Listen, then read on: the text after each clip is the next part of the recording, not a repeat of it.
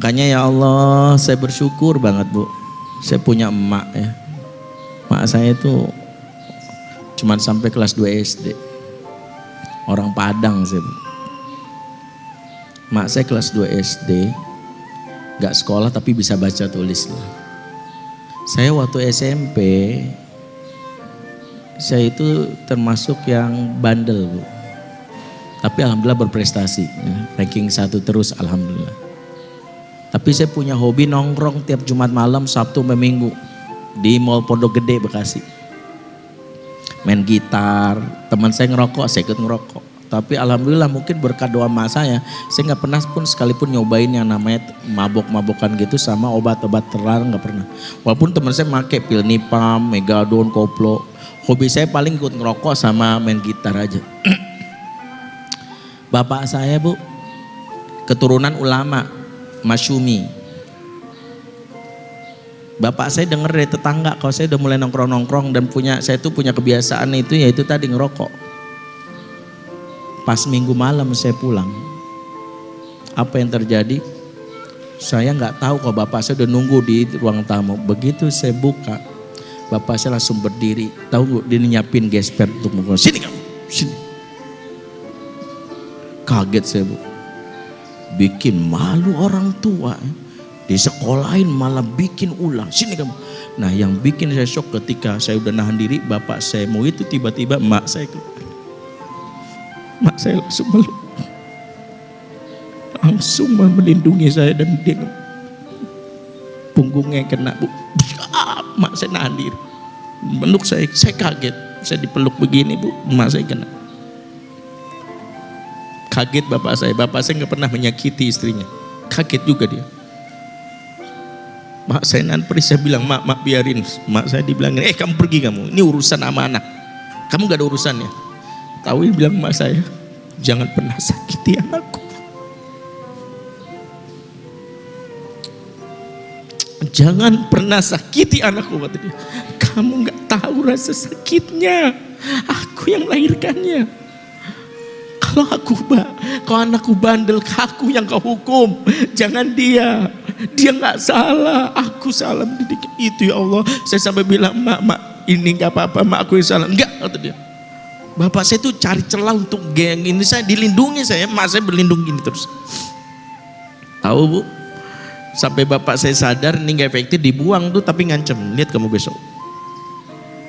Besok pagi saya tahu nggak setelah ibu saya meluk itu, saya cuma bilang, dia nahan sakit sampai bilang gini, makan, kamu belum makan kan?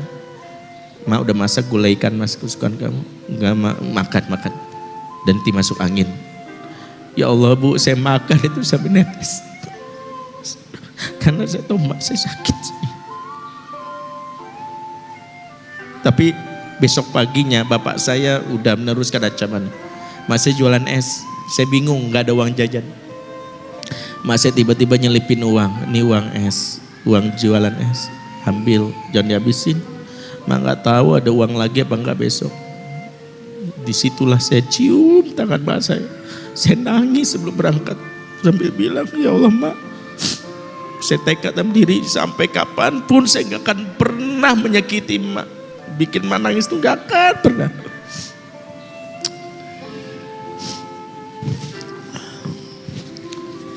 Jadi Bu, sampai sekarang saya tinggal sama mak saya. Jadi kalau ada orang nanya tinggal di mana Ustaz? Sama mak saya di rumah. Saya punya rumah ya, tapi gak saya tempatin. Selagi mak saya hidup, saya wajib tinggal sama mak saya. Bahkan sebelum nikah, istri saya selalu saya kasih wanti-wanti. Jangan pernah benturkan kamu dan mamahku ya. Karena sampai kapanpun kamu kalah. Sampai kapanpun kamu gak akan menang. Aku akan pasti milih mama. Aku mencintai kamu, tapi jangan pernah benturkan. Kalau aku benturkan milih kamu, tandanya aku lelaki yang jahat. Lelaki yang soleh takkan pernah memilih istrinya dibanding ibunya. Dan aku kasih tahu dari awal, jika engkau tidak setuju dengan sepakatan ini, kita nggak usah menikah. Makanya istri saya tahu, gak akan pernah dia benturkan saya dengan mak saya. Gak pernah bilang gini, mama gak akan bilang, saya akan bilang gini, kamu nyakiti mamaku, selesai urusan pernikahan kita. Dan itu sejak awal, dan saya dapat istri yang baik sekali dan membantu saya untuk taat sama ibu saya. Saya hanya ingin bilang, mama saya nggak pernah ngerti ilmu parenting, mak saya. Mak saya nggak ada kajian-kajian kayak gini. Tapi mak saya menjalankan fungsi al-wadud ya sampai sekarang saya nggak pernah lepas dari cintanya. Saya akan selalu bilang, mak, apapun yang mak mau saya akan turuti.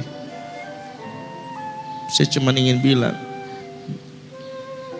jika ibu sering ikut kajian parenting, tapi malah membuat ibu makin bawel sama anak, mohon maaf, ibu ikut kajian parenting yang salah. Pulang dari sini, evaluasi. Kajian parenting bagi ibu membuat ibu semakin lembut, semakin sabar, semakin membuat anak sadar, tidak akan pernah kutemui cinta yang lebih tulus di luar kecuali cinta ibuku.